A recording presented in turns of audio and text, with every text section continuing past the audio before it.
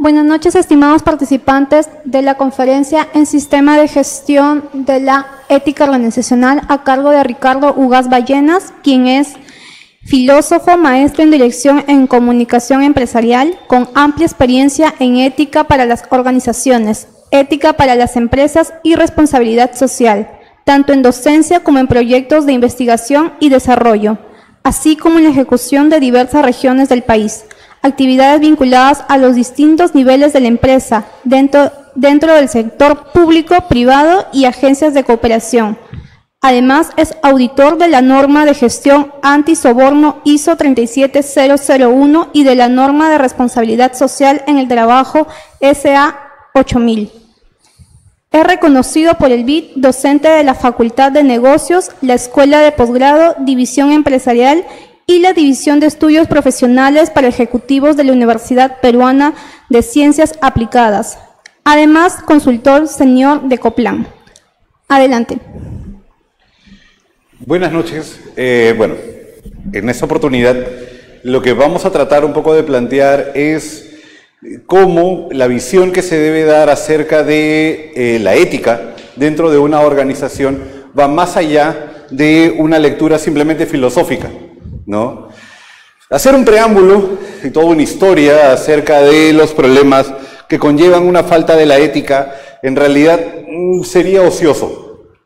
Los últimos escándalos que hemos tenido, si tuviésemos que hacer alguna mención a que nuestros últimos gobernantes desde la época democrática o en el periodo democrático o tienen procesos penales pendientes o se encuentran penales, no es mi intención hacer en realidad un análisis político de esto, nos deben dar algún tipo de información, nos deben decir que en realidad algo está fallando.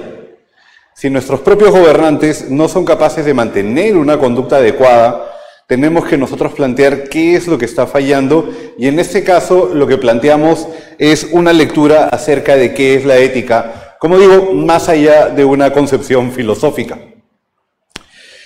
Pero comencemos con aquello que de alguna manera me interesa, que es desmitificar la ética dentro de una organización, ¿no?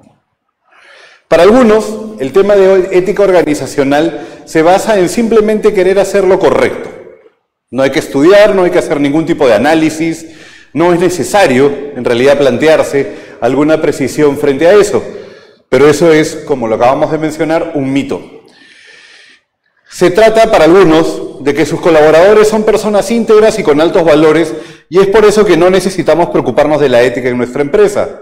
Nuevamente, pasa por un tema de mito. Si nosotros no definimos dentro de una organización qué es correcto y qué no lo es, ¿cómo esperamos que nuestros colaboradores lo vayan a saber? Trataremos de ver ahora un poco más de ello. La ética en las organizaciones es, como traté de alguna manera de excusarme al principio, una filosofía para académicos y teólogos. El peor de todos los mitos, pero todo el mundo lo hace. Cuando trata de justificar precisamente el estar cometiendo una acción incorrecta u otra, no se justifica señalando todo el mundo lo hace, entonces no tiene nada de malo que yo lo haga. Para algunos, ética en las organizaciones es, irónicamente, lo nuevo, es una moda. En realidad no es que sea una moda, en realidad es que ya tenemos problemas de ética desde hace mucho, mucho tiempo, ¿no? Y que precisamente se están evidenciando ahora, se están evidenciando dentro de nuestra sociedad. Para algunos, y aquí vamos a separar, vamos a hacer un corte, que es ética en las organizaciones es lo mismo que la responsabilidad social empresarial, y ahí tenemos otra lectura equivocada. La ética empresarial, en realidad, es lo que da sustento y lo que fundamenta a la responsabilidad social corporativa. Dicho en otras palabras, una empresa primero tiene que hacer efectiva su ética empresarial para recién aterrizar en un tema de responsabilidad social corporativa. Si no es ilegal, no hay problema, es ético, ¿verdad? Como decimos, esto nuevamente sigue siendo un mito. Es más, algunos de nuestros congresistas cometen, llamémosle el error, deberían haber otras palabras, de pensar que, si no está prohibido, entonces es ético. Y nosotros precisamente queremos plantear que la lectura acerca de lo ético es ir más allá de lo legal. Pero sigamos analizando nuestra propia historia. Encuesta de integridad del año 2013, hecha por KPMG. 3 de cada 4 empleados informaron haber observado mala conducta dentro de sus organizaciones en los últimos 12 meses. 3 de cada 4. Más de la mitad de los empleados informaron que lo que observaron podría causar una pérdida significativa de confianza pública si se descubriera. Y esto es una realidad. Las personas dentro de la organización, nuestros colaboradores, no logran percibir, no logran entender precisamente cuál es el problema, qué es lo que está fallando. Perciben que es incorrecto, saben la diferencia entre el bien y el mal, que no es motivo de esta charla, ¿no? De la conferencia, perdón, pero no son capaces de denunciarlo. Algunas ideas, ¿no? Del Instituto de KPMG. Algunas de las fuerzas motrices detrás del fraude y la mala conducta en el entorno corporativo incluyen la presión de hacer lo que sea necesario para cumplir los objetivos. Aterricemos esto un poco más. Muchas de nuestras escuelas de negocios, algunas de ellas felizmente se pueden salvar de un comentario de este tipo, han acostumbrado que el viejo concepto de administración de empresas sea hay que alcanzar el objetivo, hay que alcanzar la meta a cualquier precio. Es decir, puedes hacer lo que sea necesario. Se exige que nuestros administradores de empresas lo hagan. Sin embargo, cuando nosotros pensemos en un nuevo concepto, en un concepto mucho más moderno, el concepto de la gerencia, en realidad, un concepto de gestión propiamente, debemos entender que esto ya no funciona. No se trata de hacer lo que sea necesario. Se trata de hacer lo correcto y que en la medida de eso nosotros estamos cimentando una cultura organizacional. La mitad de los empleados tenían dudas acerca de si estarían protegidos de represalias si informaban inquietudes a la gerencia. Y más de la mitad sugirió una falta de confianza en que estarían satisfechos con el resultado. Esa es una de las cosas en las cuales nosotros tenemos que trabajar en el Perú. Una ley que permita proteger a aquella persona que está denunciando. Aquella persona que denuncia debería estar amparado bajo una protección, con lo cual le podríamos dar una mayor cobertura. Encuesta Nacional de Ética, informe bianual. 41% de los más de 6.400 empleados encuestados ha observado una mala conducta en el trabajo. 60% de las violaciones éticas que los empleados observaron fueron hechas por alguien con autoridad gerencial, ya sean supervisores de primera línea o altos ejecutivos, lo cual nos está indicando que lejos de lo que uno podría estar pensando, es decir, que en realidad las faltas se cometen a un mando medio, y bastaría con ver algunos noticieros, ¿no?, viendo los niveles de corrupción que tenemos desde hace varios gobiernos, incluyendo desde el gobierno de Alberto Fujimori, ¿no?, calificado como uno de ellos, ¿no?, precisamente las faltas no son cometidas por los mandos medios o los mandos bajos, son calificadas por los mandos altos de la organización. Hay un viejo dicho que dice el pescado se pudre por la cabeza. ¿Qué es lo que quiere decir esto? Quiere decir que en realidad el proceso de descomposición de una organización parte de sus cabezas, parte de la alta gerencia.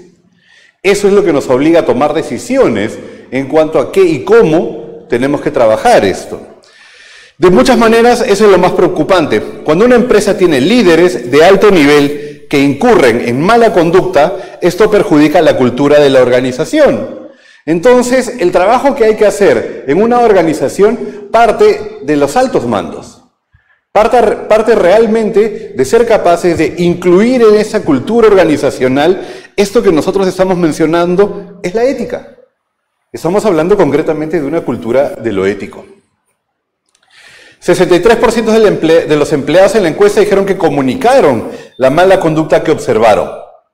Es decir, sí informaron. Sí denunciaron aquello que habían encontrado. Las cifras en el Perú obviamente son mucho más bajas. Calculamos, no tenemos ese tipo de estudios actualmente, pero que un 20% máximo, siendo muy optimista, en realidad se animaría a hacer una denuncia en el Perú. Denunciar a sus altos jefes. Cuando informaron las infracciones, los empleados recurren abrumadoramente a su supervisor directo, es decir, dentro de la cadena de mando, a la persona que está por encima, el 82%. Mucho más que a la alta gerencia, 52%. A los oficiales de ética, si los hubieran en las empresas, llamados también Office Compliers, 15%, líneas directas, 16%, o a los reguladores gubernamentales externos, 9%, entiéndase OCIPTEL, Gocinermin, etc. Lo más preocupante de contar con una alta tasa de mala conducta gerencial es que cuando los empleados ven a sus gerentes involucrarse en una mala acción, es menos probable que recurran a esas personas, incluso sobre otras fechorías que ven pasar. Suena más que razonable. Si yo veo que mi jefe en realidad está cometiendo conductas que van en contra de la ética o incluso está cometiendo algunos delitos, ¿cómo me voy a acercar a él a denunciarlo?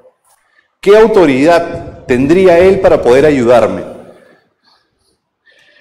Hemos visto una y otra vez que la cultura de una organización y las percepciones de la gente sobre cuánto realmente importa la ética se ve impulsada por el tono que viene de la parte superior y la medida en que su propio supervisor defiende los estándares.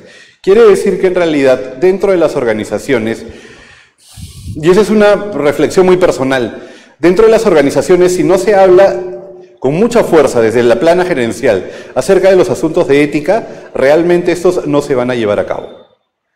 Tiene que haber entonces una insistencia y tiene que hablarse las cosas por su nombre.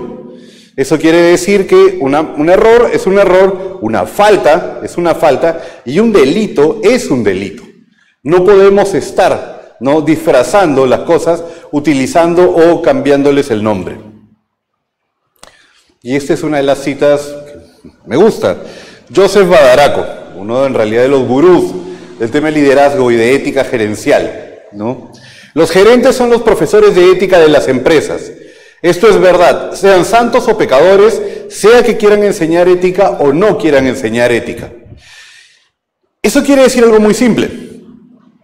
Nuestros colaboradores, aquellos que forman parte de nuestra organización, ven en los jefes al futuro. Ven aquello que quieren alcanzar. Yo quiero ser como mi jefe. Entonces, si yo quiero ver como mi jefe, a quien yo podría definir incluso como una persona exitosa, ¿no? Yo lo voy a ver y de inmediato me voy a poner a pensar qué es lo que él hace para haber podido alcanzar haber alcanzado ese puesto o ese lugar. Y yo voy a hacer lo que él hace. Y si él tiene una conducta incorrecta, yo también la voy a tener. No por imitación, sino porque en realidad quiero ser exitoso, quiero ser como él. Los colaboradores ven la conducta que tienen sus superiores. Los colaboradores en realidad identifican, por más que puedan personalmente saber la diferencia entre el bien y el mal, no tenemos ninguna duda frente a ello, son capaces de darse cuenta que lo que está ocurriendo no es malo, sin embargo, igual lo harían. Costo de la corrupción, una cifra anual, un estimado simplemente. Recuerden que al ser corrupción estamos hablando de una economía informal, no siempre tenemos todos los datos para poder definirlo. 10.000 millones de soles. Eso es lo que cuesta la corrupción.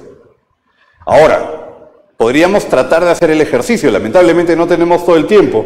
Espero que tengamos otra oportunidad para poder conversar acerca de esto. ¿Cuántos colegios se pueden construir con 10.000 millones de soles? ¿Cuántos hospitales? ¿Cuántos kilómetros de carretera? ¿A alguien se le ha ocurrido más o menos? Y eso se refiere en cuanto a lo que solamente el Estado deja de percibir, ¿no? O el famoso lucro cesante que se puede tener, ya sea porque el dinero se destinó para una coima o en la pérdida de una obra que debió haberse planteado. Entonces, solamente este nivel, pónganse a pensar cuántas escuelas, cuántos colegios, cuántos maestros nuevos se podrían contratar. Si se podrían subir los sueldos de algunos funcionarios, bueno, que están peor pagados. 10.000 millones de soles. Pero eso no debería ser lo que más nos preocupa. Cuando se habla de corrupción, la magnitud del problema se mide por el monto robado en las arcas públicas o por la suma pagada en sobornos a funcionarios del Estado para facilitar tal o cual trámite. Ahí está otro de los problemas que nosotros tenemos en términos de una organización. Buscamos algún tipo de magnitud para poder compararlo. ¿Por qué me van a sancionar a mí que me he llevado un paquete de hojas, ¿no? mientras el jefe ha robado $20.000. Y el jefe dirá, pero si el gerente se ha llevado $200.000, pero si es que fulano de tal o el gerente de tal otra corporación, no quiero meterme en problemas, por eso no voy a mencionar ninguna empresa en concreto, si la empresa tal pagó sobornos por $2 millones al presidente, hipotéticamente X, Y o Z, de alguna manera tratamos de rebajar la intensidad de lo que nosotros hacemos comparándolo con magnitudes. No, lo mío es nada. Y eso se piensa desde los 5 soles hasta los, ya no sé, $20 millones que una persona puede recibir por soborno o puede simplemente no merecerlo, pero estarlo disfrutando. Entonces, la magnitud de la falta, la magnitud de lo robado o de lo perdido, no debe ser en realidad un indicador para saber si la falta es o no grave. La corrupción perjudica el desarrollo económico, no solamente en términos de esta cantidad de dinero que se deja de percibir de parte del Estado o que el Estado tiene que pagar de manera indebida, sino que la corrupción debilita el ambiente de negocios, distorsiona los incentivos de una economía de mercado. Si bien ya hay toda una serie de análisis que se han planteado por parte de muchos periodistas con respecto a la situación actual que nosotros tenemos, salvo algunas empresas que se han acostumbrado, ¿no?, a que, bueno, sí, ya es parte de la práctica el pagar un soborno, ¿no?, o que es necesario para poder ganar en realidad una cantidad, ganar un concurso o una licitación, pagarlo. En realidad, el tema del soborno enrarece el mercado. Si hablamos desde una lectura concretamente de los negocios, lo que quiere una persona de negocios, aquellos que están dedicados al tema de negocio, es estabilidad. Lo que queremos es que no haya ningún tipo de hipos, no queremos sobresaltos económicos, sobresaltos políticos, sobresaltos sociales, sobresaltos tributarios. Pero la falta de ética, que se termina traduciendo en corrupción, genera una distorsión.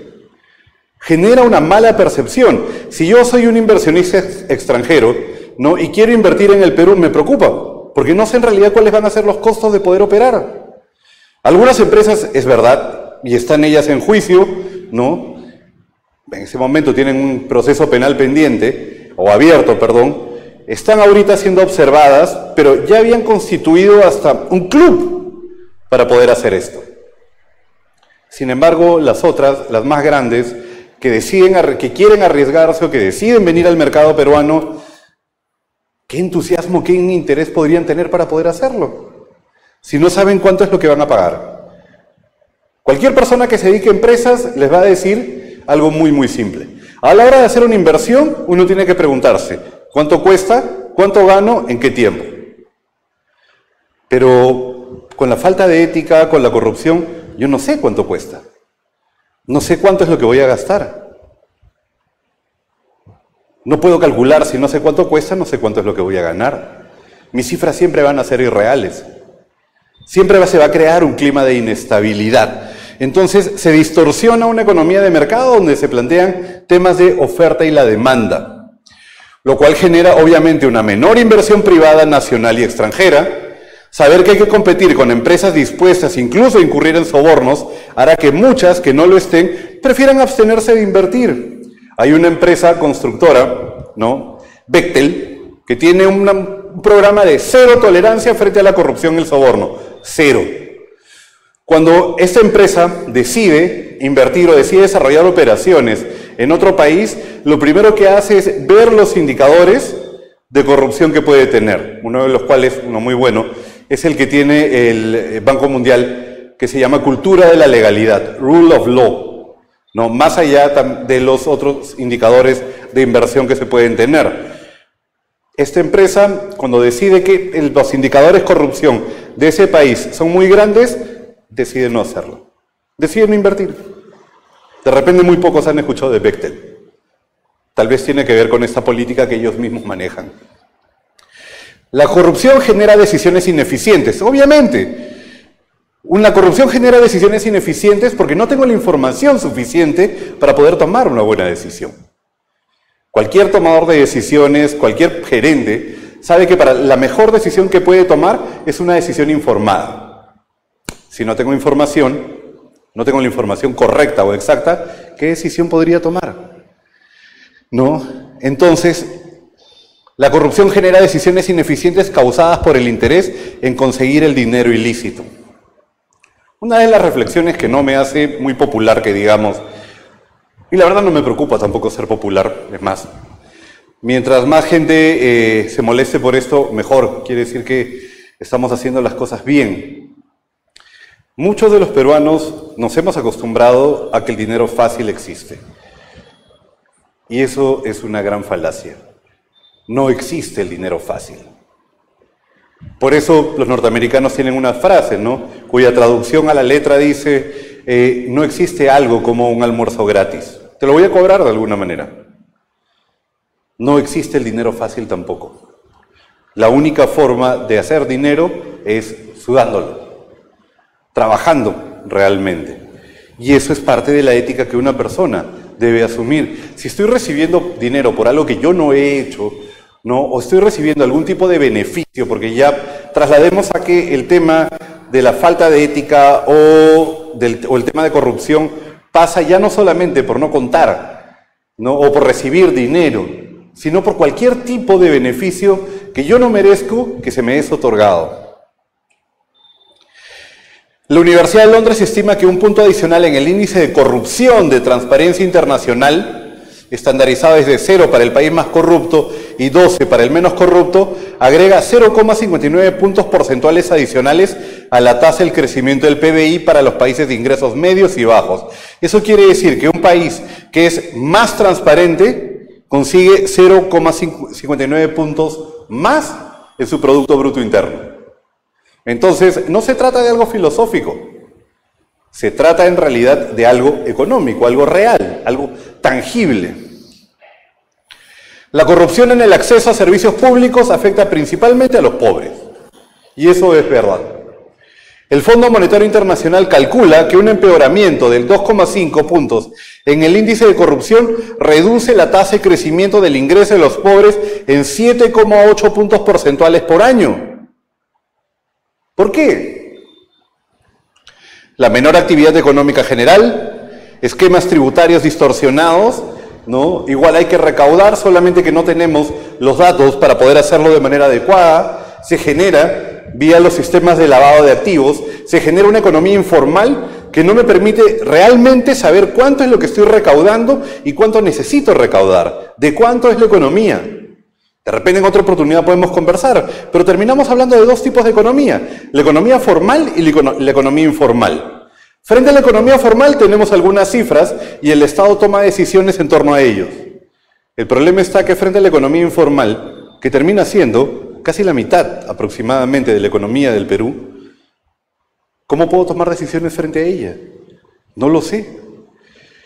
Ingresos ilícitos, ¿no?, por tráfico de drogas, por tráfico ilegal, por la minería ilegal, lavado de activos, corrupción.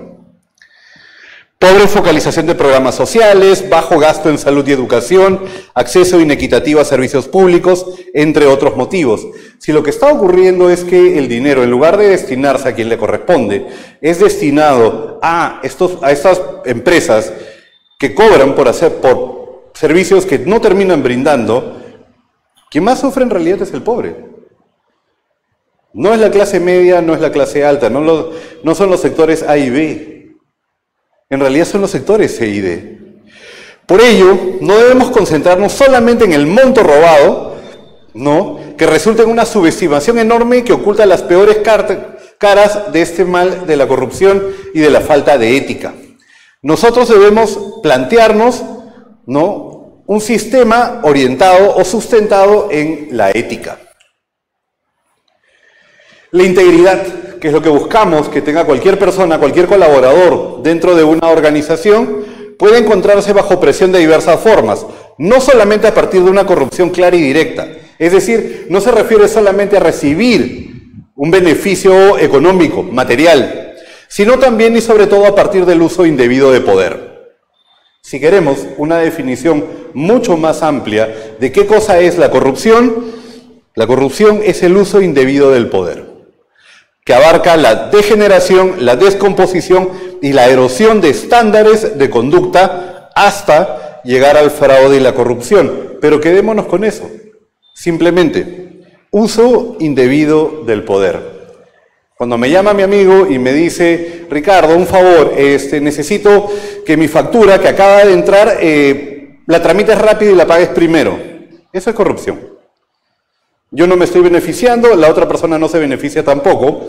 Sin embargo, estoy haciendo algo que yo no debería.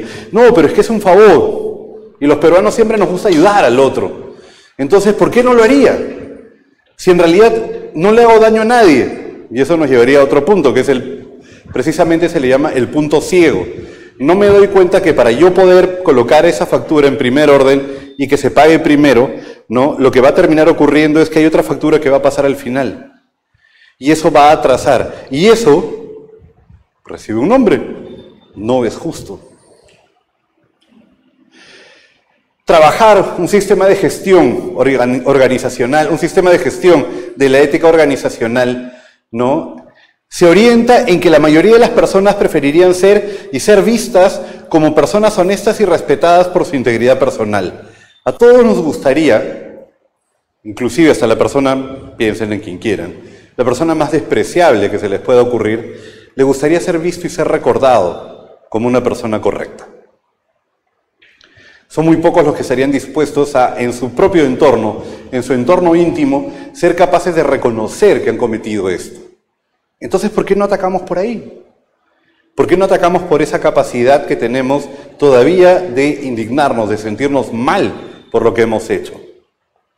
A veces les pido al auditorio que haga un experimento mental. Están apurados, se cruzan una luz roja. Están viajando con su hijo o su hija al costado en el asiento del copiloto. Tiene la edad ya para poder sentarse a un costado en el asiento del copiloto, está con el cinturón de seguridad debidamente acomodado, todas las medidas de seguridad. Se cruzan la luz roja, los para un policía, les pone una multa. Probablemente vayan a renegar, probablemente vayan a decir, porque a mí, habiendo tanto delincuente suelto, habiendo tanto problema, tanto marca que está suelto, y a mí me van a detener, yo que soy una persona correcta, yo que contribuyo con la sociedad, yo que pago mis impuestos. Digamos que igual les ponen la multa. Pero por el otro lado, su hijo o su hija que está al costado, ustedes se cruzan la luz roja, y en lugar de la policía, su hijo voltea y les pregunta, papá, mamá, ¿por qué te has cruzado la luz roja? ¿No sabes que está mal hacer eso? ¿Cuál creen que les duela más? ¿La multa o su hijo, alguien de su entorno íntimo que los está cuestionando? Que está de alguna manera, no solamente está colocando su preocupación frente a lo que está pasando, sino que de alguna manera los está censurando. ¿Cuál duele más? Pónganse a pensar. ¿Por qué no le hacemos eso mismo a nuestros colaboradores?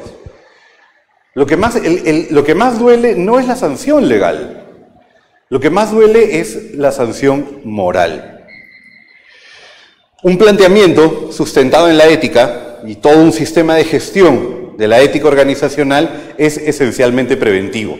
Establecemos sistemas de gestión de la ética no para sancionar personas, no para castigar, sino para prevenir, para evitar o reducir el riesgo de que las inconductas se vayan a dar. La ética, entonces, es un proceso de aprendizaje permanente y continuo. El proceso de la ética no concluye nunca.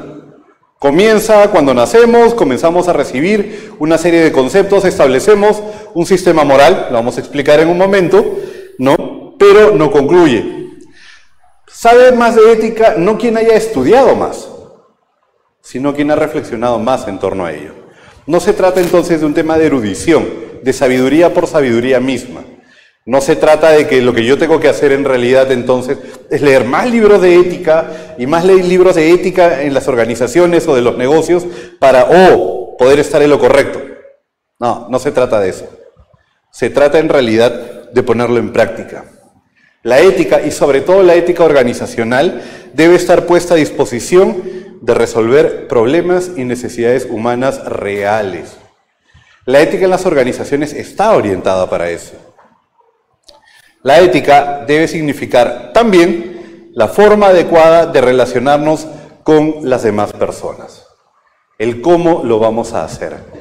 ¿Qué estamos dispuestos a hacer para poder relacionarnos bien con el otro? Más allá de incluso el mismo cumplimiento de la ley. La ética organizacional no nos asegura tomar siempre las decisiones correctas. La ética organizacional no es una varita de magia. La ética organizacional es el comienzo de un sistema de gestión. La ética organizacional nos va a dar pautas para comprender por qué ciertas decisiones son correctas y otras no lo son. La ética organizacional no nos asegura tomar siempre las decisiones correctas, entonces, pero sí nos obliga a reflexionar el porqué de cada decisión y ser capaces de justificar la decisión que nosotros estemos tomando. Tenemos que darnos cuenta o entender que hay que separar dos niveles, lo legal de lo ético. Nos vamos a dar cuenta que la ética no está definida por la ley. Y por otro lado nos vamos a dar que hay toda una serie de cuestiones no éticas que la ley permite hacerlo. Para ejemplos necesitaríamos mucho tiempo. Muchos son los casos en los cuales tenemos o funcionarios públicos o representantes públicos que actúan dentro del marco de la ley, pero sin embargo están incurriendo en toda una serie de faltas éticas. La ética organizacional empieza donde termina la ley, en las áreas grises. Si nosotros trazamos una línea imaginaria, ¿no? Debemos colocar a un lado lo legal y al otro lado lo ético. Lo legal es obligatorio, es lo que Adela Cortina señalaría como precisamente una ética de mínimos. Es lo mínimo que la sociedad espera de nosotros. Mientras que, por el otro lado, la ética, según Adela Cortina, sería una ética de máximos. Es decir, es aquello que la sociedad desea de nosotros. Es lo que podemos hacer más allá. Entonces, una primera corrección y comenzando a desmitificar, ¿no? Un poco el tema de la ética organizacional. Cumplir con la ley, pagar impuestos, estar al día en mis obligaciones no me hace una persona ética y no me convierte en una empresa ética. Me convierte en una empresa formal, en una empresa legal, que es lo mínimo que yo debería estar esperando. Es lo mínimo que la sociedad espera de mí, pero eso no me convierte en ético. Lo ético es lo que hago más allá de haber cumplido con la ley. Otra distinción importante que hay que hacer dentro de las organizaciones, y sobre todo porque genera una serie de dificultades y sobre todo una serie de malentendidos, es la separación entre moral y ética. Para muchos es exactamente lo mismo, ¿no? Es más, utilizamos algunos términos que podrían ser llamados como inadecuados, pero si uno hace un análisis un poco más duro, ¿no? Pero veamos que la moral, que está relacionado con el tema de las costumbres, no me voy a poner filológico acerca de la raíz latina o griega que tiene tal o cual término, pero la moral tiene que ver con la costumbre. Tiene que ver con las normas, valores y creencias que están involucradas en los procesos sociales y que definen qué es lo correcto y lo incorrecto. Pero aquí viene la salvedad para un individuo o una comunidad.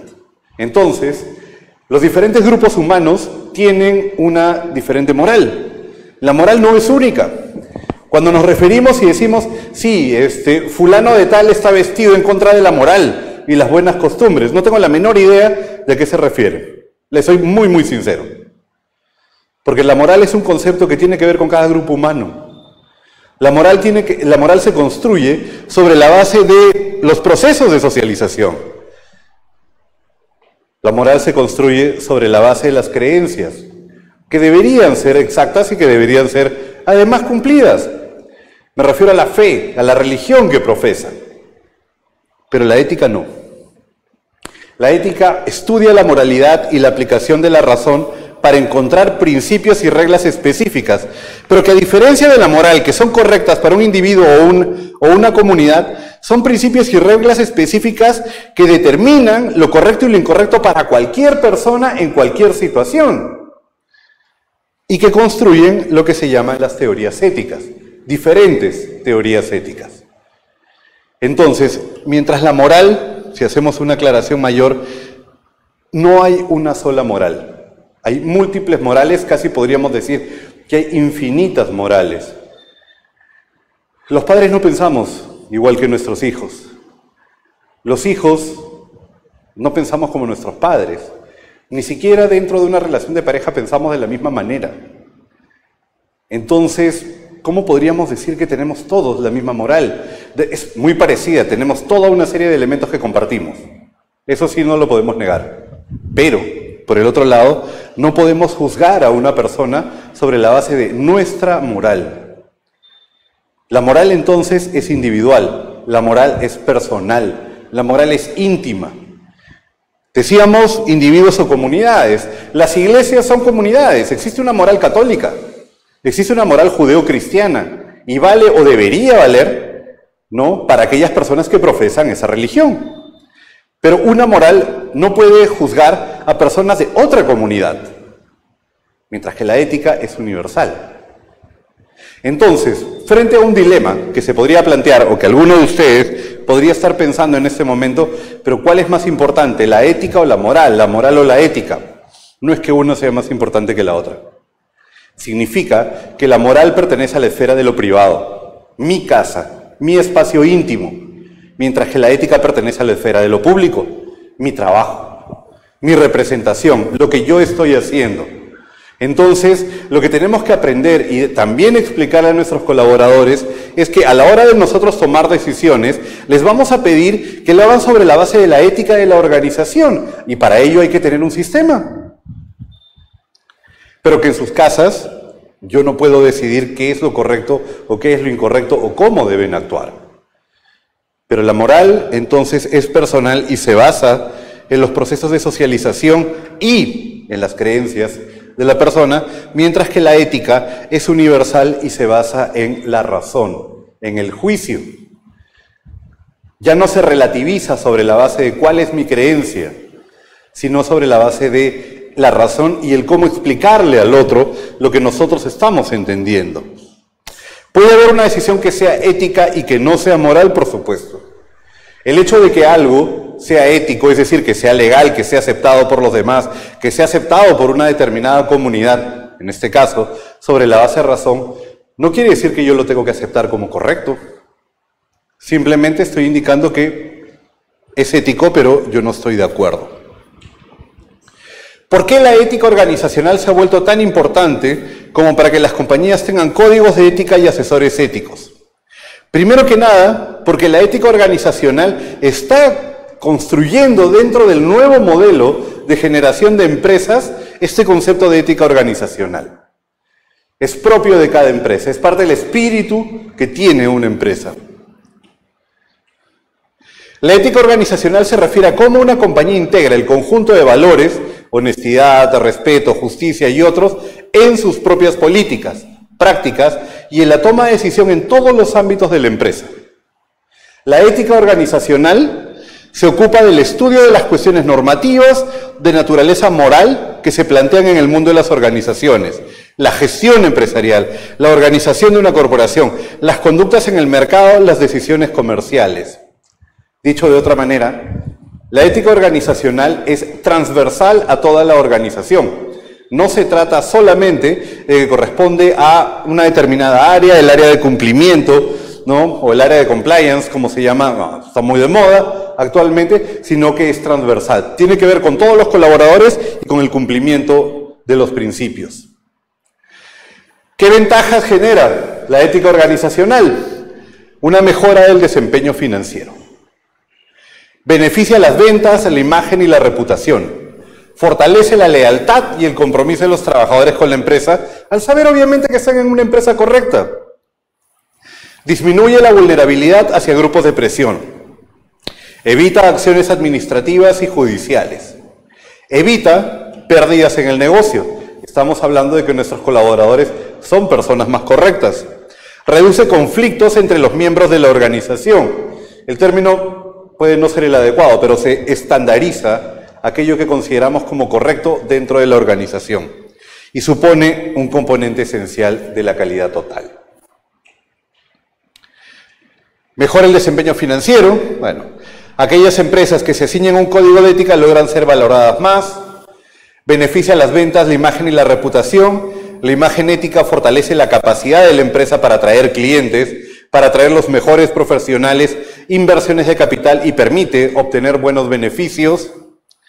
Los trabajadores que realizan sus actividades en un ambiente ético son 6 veces más leales.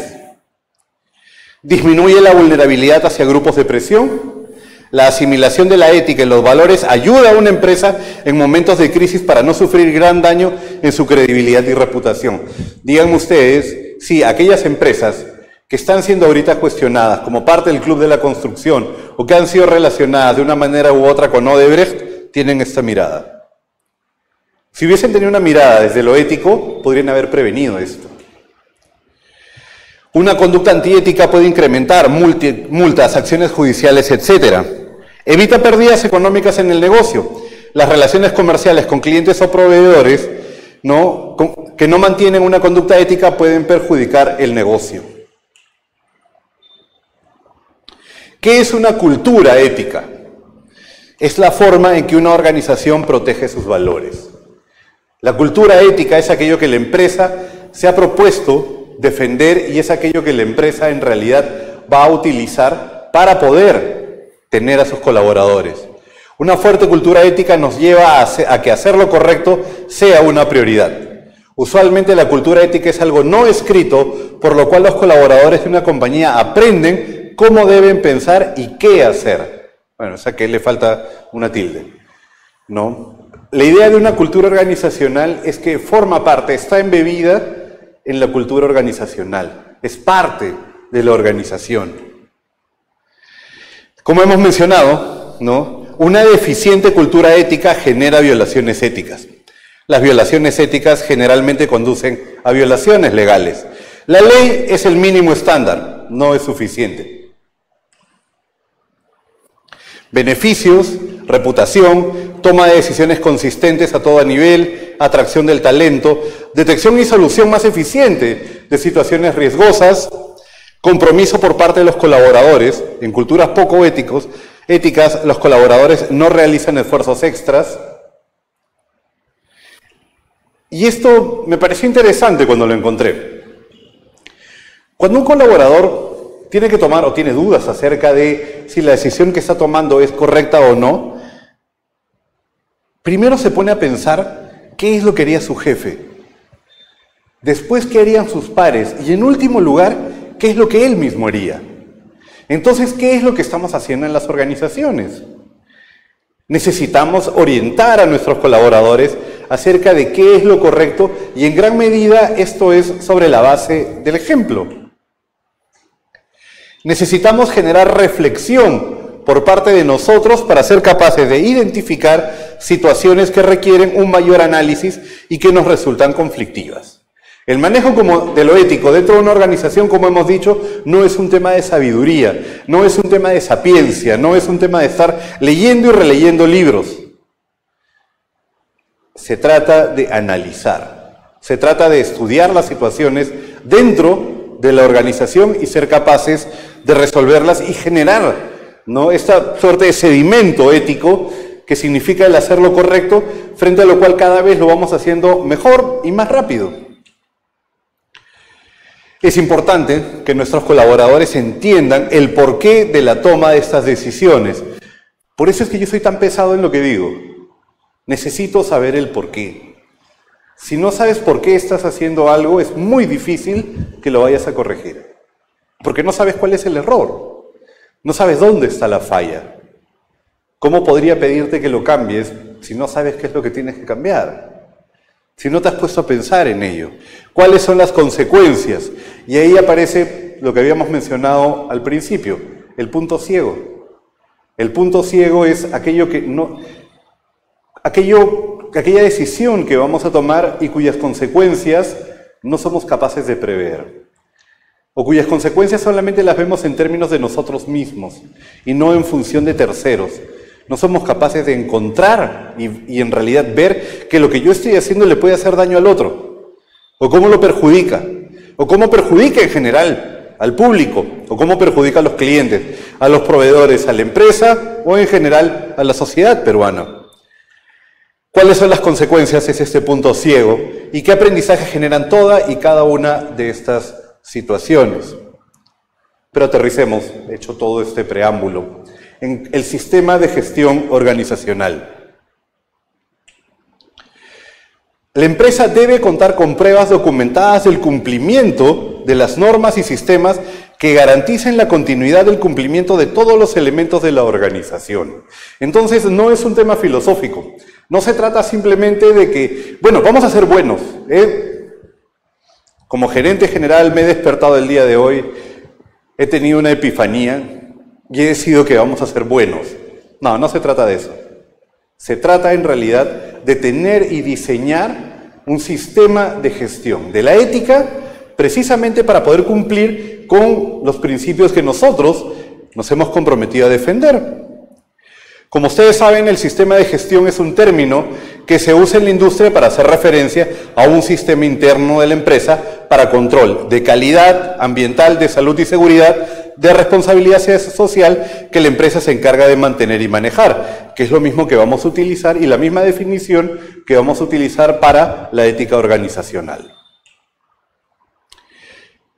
¿Qué asegura un sistema de gestión? Que existen procedimientos, incluyendo instrucciones de trabajo, dependiendo del tamaño y la naturaleza de la industria, para asegurar que exista capacidad de replicar los procedimientos. Necesitamos estandarizar, crear normas, que tenemos que saber que tenemos procesos, cuáles son las entradas y las salidas de los procesos, cuáles son los mecanismos de control, cuáles son los inputs y los outputs, qué entra, qué emerge, qué impactos terminan generando. Que se designe un representante clave para dirigir el sistema y coordinar los aspectos de control del sistema y que esta persona reporte a la alta gerencia de la empresa. Todo sistema de gestión necesita que haya un responsable. El tema de la ética es responsabilidad de todos, es cierto, pero tiene que haber alguien encargado de supervisar y de controlar aquello que está ocurriendo. Un sistema de gestión asegura que se hayan identificado responsabilidades específicas para los elementos fundamentales del sistema, para asegurar responsabilidad de su implementación. Es decir, un ejercicio de liderazgo en el cual delegamos el cumplimiento de los principios de ética de esta organización. Que haya supervisión de parte de la alta gerencia, de manera periódica y consistente, para asegurar que se mantenga la integridad del sistema. Un sistema de gestión de la ética va a asegurar que exista un sistema formal de acción correctiva. Es decir, si de todas maneras, pese a todo el sistema, o como parte de todo el sistema que hemos diseñado, igual se incumplen algunos principios, lo que nosotros tenemos que ver es cómo lo vamos a corregir. Y no nos referimos a un sistema de sanciones.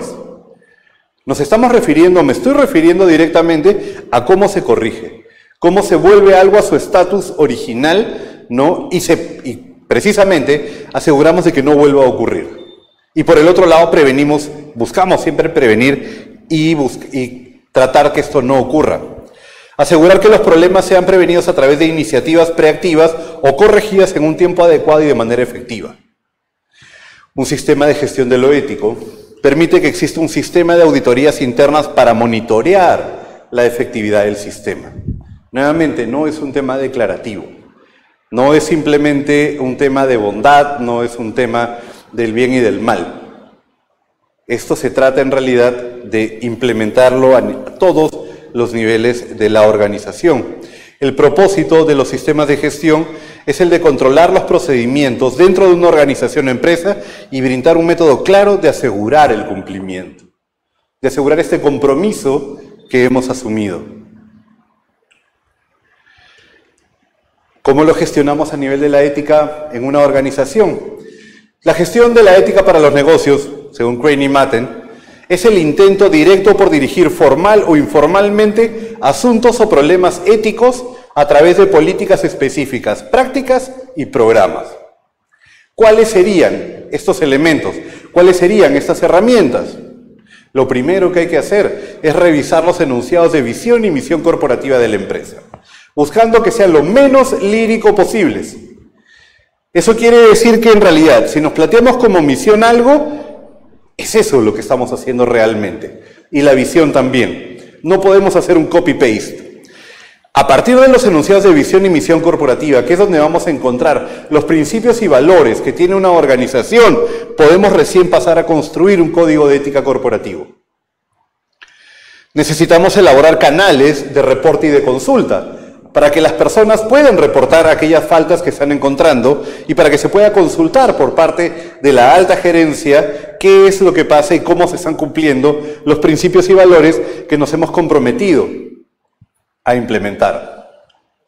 Deben haber responsables, sea un gerente, un jefe, un comité de ética, una oficina de cumplimiento. No estamos hablando de crear más burocracia, estamos hablando por el contrario, de hacer un responsable que es parte del sistema de gestión.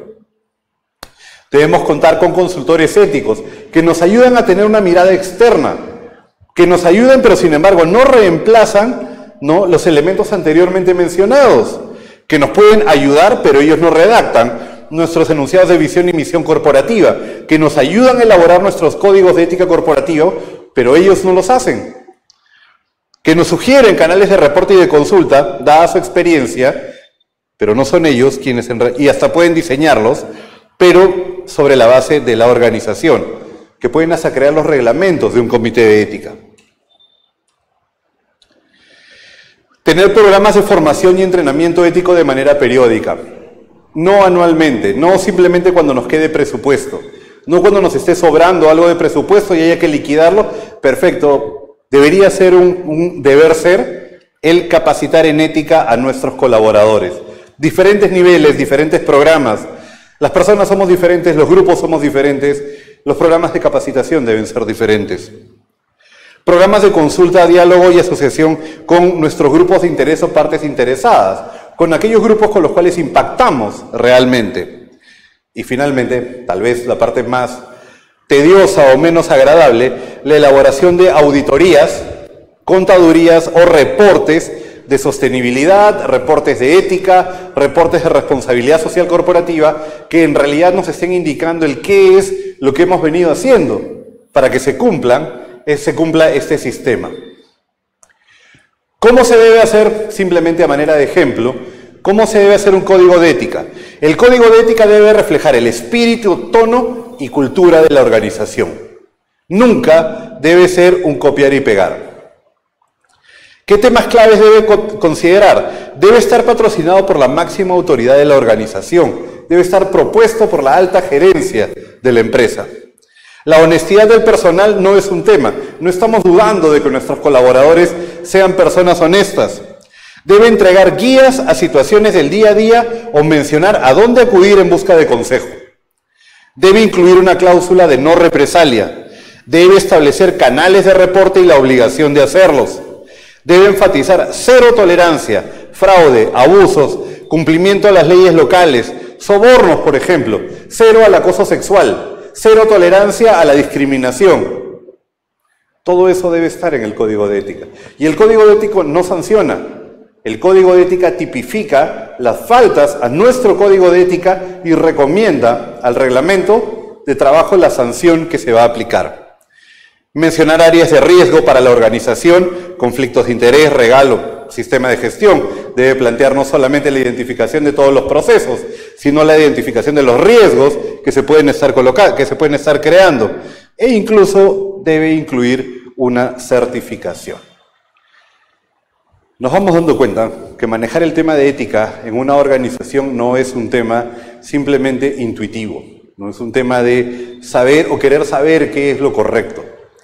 Es realmente un trabajo, ¿no?, de conciencia que hay que hacerlo. Y que si es que uno se mete a hacer un trabajo, ¿no?, a diseñar un sistema de gestión de la ética en una organización, y cada organización tiene su propio sistema de gestión de la ética, ¿no?, debe hacer la conciencia.